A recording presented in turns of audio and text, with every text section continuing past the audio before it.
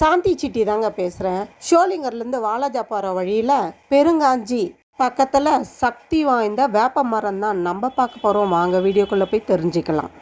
கோயிலுக்குள்ளே வந்தாச்சு. 1992 அம்மன் சுயமாக உருவான அம்மன். சின்ன கோவிலாக இருந்தது.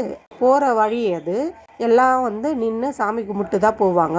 அப்போது ஒரு நாள் பசியோட ஒரு ஐயா அங்கே உட்காந்துருந்தாராம். அவருக்கு ரொம்ப பசியாம். அப்போ பிரசாதமாவது கிடைக்கும்னு சொல்லி கேட்டிருக்கார். கோவிலில் பிரசாதமும் இல்லை. அப்போ நம்மளுக்கு பசி இருக்கிற மாதிரி தானே நிறைய பேருக்கு பசி இருக்கும்னு சொல்லிட்டு அந்த பக்தர் வேண்டிக்கினாராம்.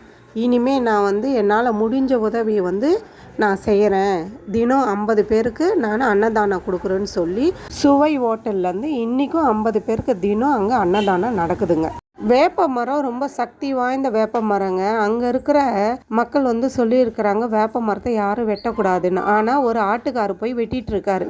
அந்த ஆடும் செத்துச்சு.